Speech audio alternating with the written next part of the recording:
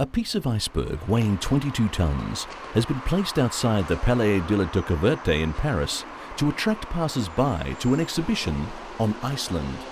The block of ice was cut from the biggest glacier in Europe, the Vatnajökull Glacier.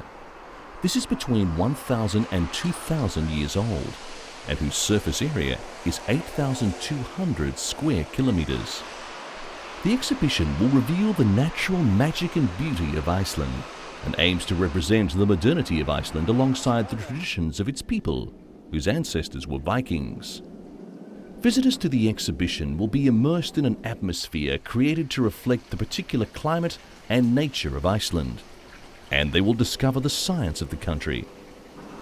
Audiovisual displays, sound effects, and original scenery bring to life the glaciers, volcanoes, wind, northern lights, water, fire, and lava pyramids that form Iceland's unique nature.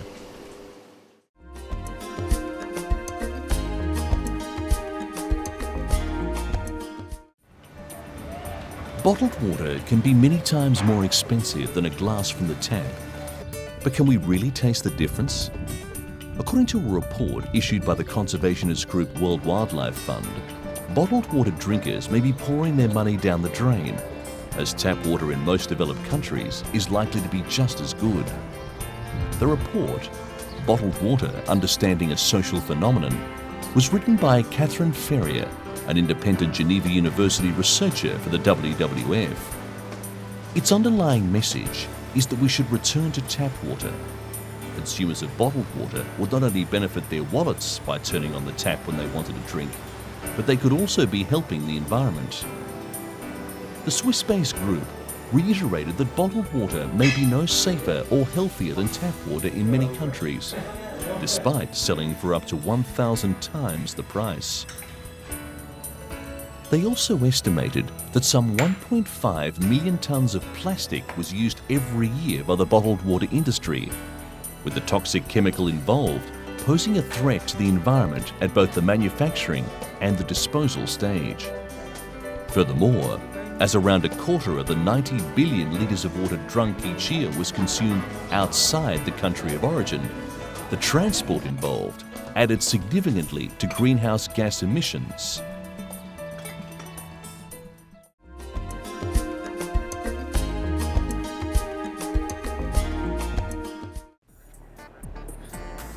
The sluice gate at the Three Gorges Dam will close to begin storing water, creating a vast inland lake extending some 600 kilometres upstream.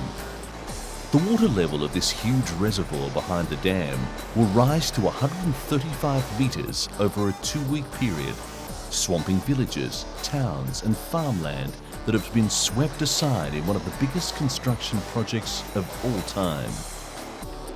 The $20.8 billion dam is then expected to begin generating hydroelectric power. For China's leaders, the dam represents a triumph of science over nature. They say it will end devastating annual floods, bring wealth to impoverished areas as the Yangtze River becomes more navigable and becomes a vital source of cheap and clean power for China's burgeoning economy. But the critics disagree. The dam has been plagued by reports of shoddy construction, rampant corruption, and environmental problems. There are fears that the new reservoir will not be the magnificent lake touted by officials, but will instead be a vast, toxic cesspool. Dai Qing, an outspoken critic of the Three Gorges project, believes the date will mark the beginning of an environmental nightmare. For tens of thousands of people, there will be no going home. But it remains unclear whether the vast numbers of people relocated will reap the benefits that the government promises.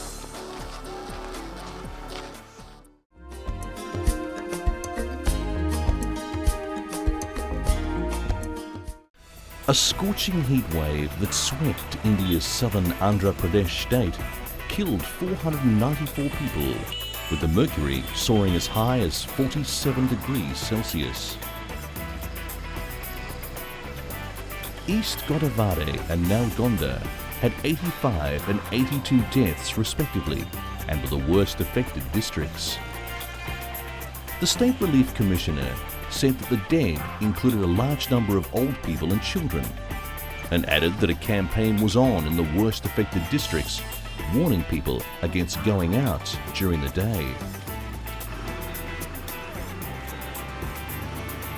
The state government issued a heat alert saying temperatures would remain above normal over the following few days. With no hopes of respite from the sweltering weather, the people of India opted for room coolers to beat the heat. And shopkeepers said the sale of air conditioners and room coolers had skyrocketed. Andhra Pradesh was also battling its worst drought in 4 decades. Earlier, a searing heat spell in the state killed 1,037 people according to government figures. Officials were hoping the arrival of the annual monsoon, which normally hits the southern Indian coast at the beginning of June, would bring an end to the intense heat. The country's meteorological department forecast that the monsoon rains would be 96% of the long-term average. But the question remains, is this another example of global warming?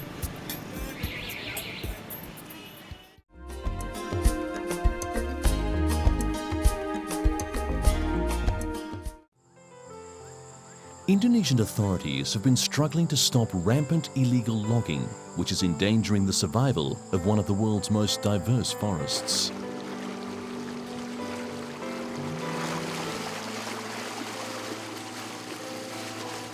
The impact of the illegal logging is being felt today in many parts of Gunung Luza National Park.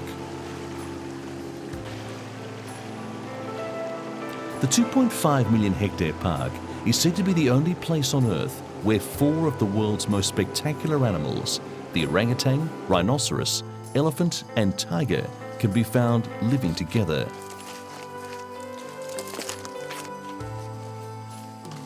But in some areas, even the smallest mammals are very few in number.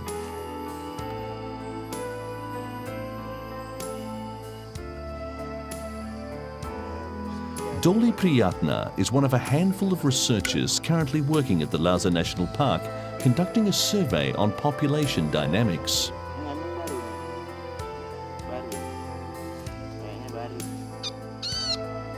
In recent years, human encroachment around the park boundaries has resulted in massive land clearing, illegal logging, and poaching within the park itself.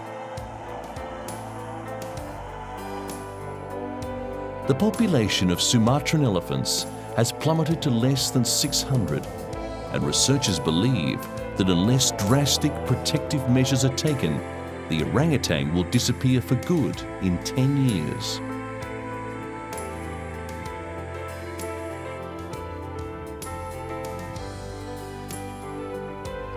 The park was home to some 12,000 orangutans in 1993, the largest population in the world. In 1998 and 1999, however, a further 2,000 orangutans fell victim to the loggers and poachers.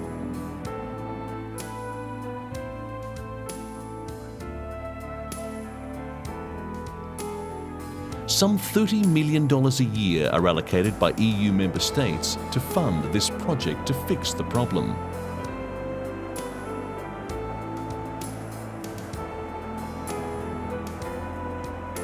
Apart from research and development, the project is pioneering an elephant patrol unit that has become a very effective measure to fight illegal logging and poaching.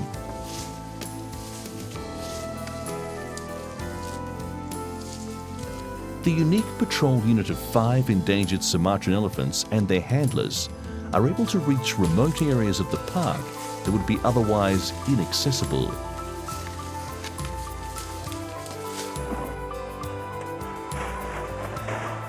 Authorities are also using the elephants' considerable size and strength to destroy loggers' camps and confiscate ill-gotten logs.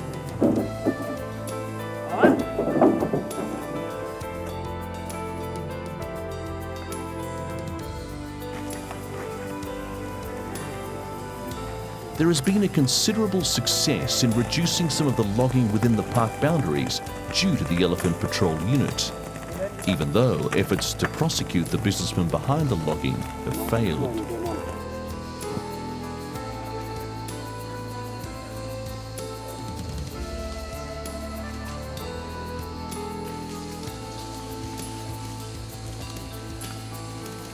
Without any effort to protect plant and animal lives from habitat destruction and poaching, the long-term survival of the famous orangutans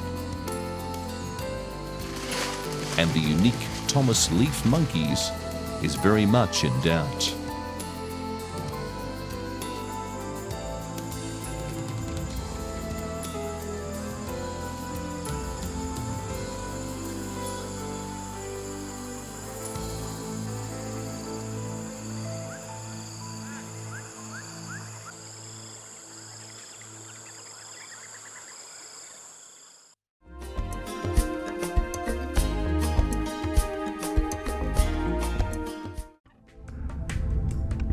China's largest desert, the vast and bone-dry Taklamakan, is growing at an alarming rate and affecting faraway Japan and Korea with massive sandstorms. The Taklamakan Desert is located in China's far west and used to be known as the Desert of Death. Nowadays, it is as forbidding as it once was, but for a different reason. The desert is growing at an alarming speed while overtaking local villages and blowing violent sandstorms to Japan and Korea. Amin Barat, a 49-year-old farmer who lives on the southern tip of the Taklamakan, has moved 3 times because of the growing desert. He says the desert grows 3 meters every year and it's getting closer and closer to his house. Emin tills the land and rears sheep and fowl to support his 6 children. But the encroaching sand is threatening his existence. The desert has already engulfed 5 families' houses in this village. Desert expansion has accelerated with each successive decade since 1950 in both the Taklamakan and the northern Gobi deserts.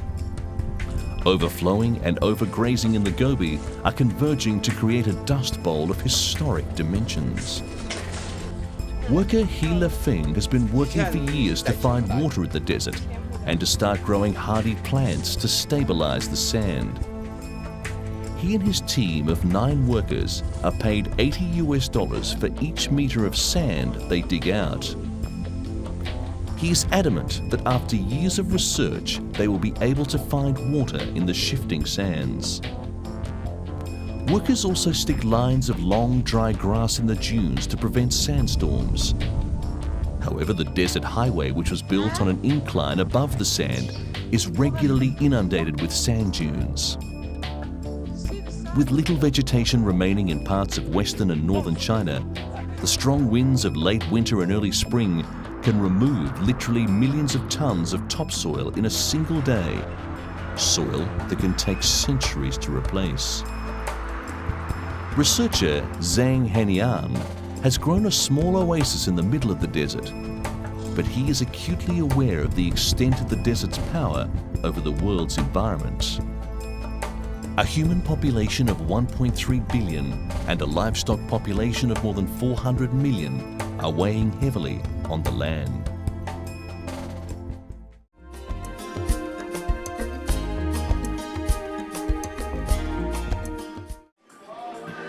A pilot landfill project in one of South America's largest cities produces electricity out of toxic methane gas, a natural byproduct of decomposing garbage.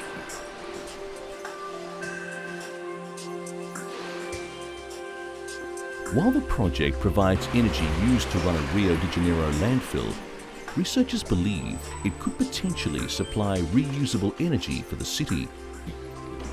The city of Rio de Janeiro produces approximately 8,000 tons of garbage a day.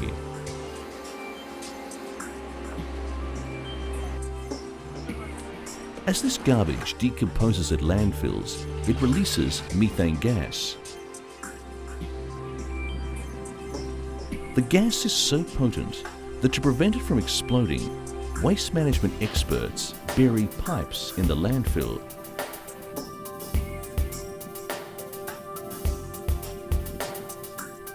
At the Jardim Gramaco landfill, the methane is used to manufacture biogas that powers a 180 kilowatt power generator.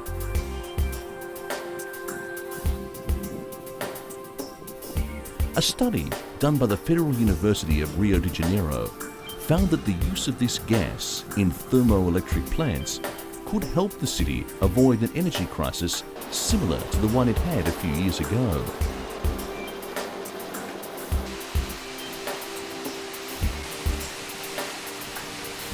They say solid waste landfills could provide 5 to 7% of the country's energy consumption.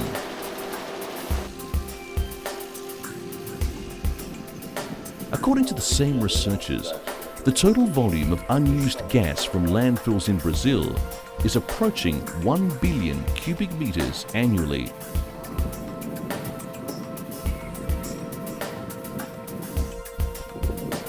If used to produce energy, the scientists say it could produce electricity for 25 million houses.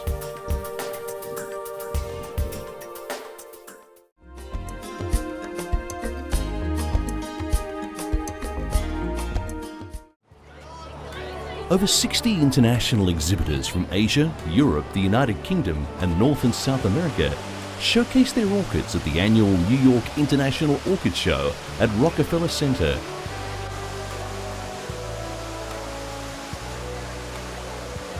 On display are some of the showiest, most colourful creme de la creme of orchids from around the world.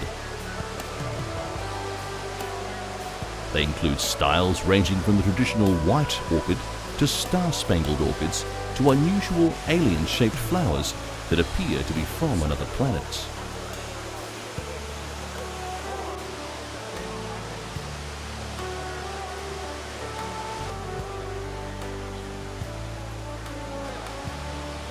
Approximately 75,000 orchids went on display for the competition, which draws over 200,000 visitors. So what are judges looking for in a winning flower? According to the judges on this occasion, they looked for colour, the size of the flower, presentation of the flower, or the arrangement of the flower. Ellen Ronas is one of the many green-thumbed orchid growers at the show. She gives her flowers the kind of love that is usually reserved for children and pets.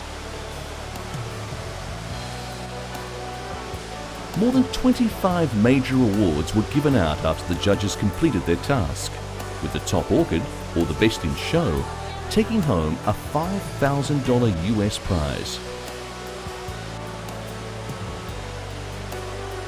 If you're an orchid and you're thinking about competing in next year's competition, you better be comfortable in the spotlight, because wallflowers need not apply.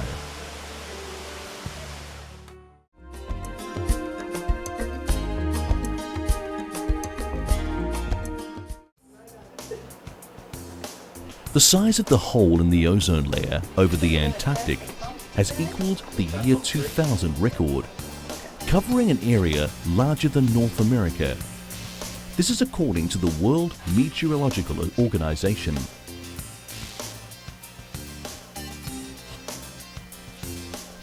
According to UN scientists, colder than average temperatures widened the protective ozone layer, known as the ozone hole.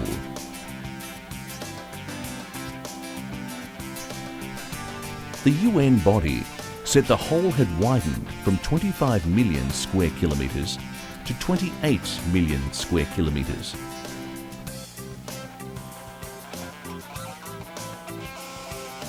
The expansion of the layer has exposed populated areas in South America to ultraviolet rays, which would normally be absorbed by ozone. The radiation can cause skin cancer, cataracts, and harm marine life.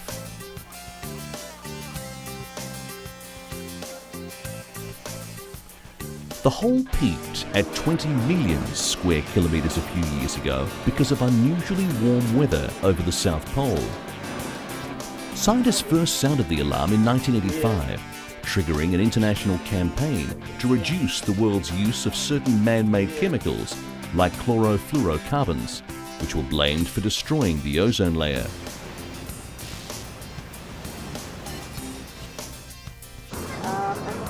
According to the United Nations Environment Programme, consumption of CFCs, commonly used as propellants in spray cans, dropped from 1.1 million tonnes in 1986 to 110,000 tonnes in 2001. The WMO said that the wider hole did not point to any increase in the amount of ozone-depleting chemicals in the atmosphere, but rather was a reflection of changes in weather conditions over the Antarctic.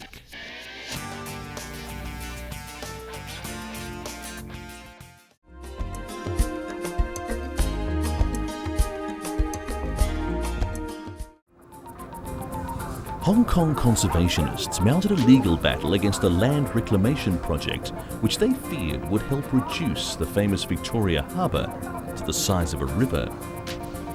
The Society for the Protection of the Harbour applied for a court ruling on whether a 23-hectare reclamation project in the Central Financial District is legal, and for an injunction to halt the works before a judgment was handed down.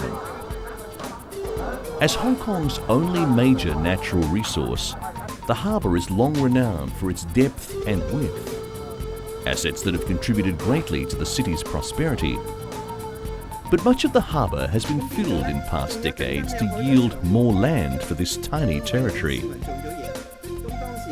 The harbour originally had about 7,000 hectares, but 3,200 hectares of it had been filled, and there are fears further reclamation will strip the harbour of its appeal.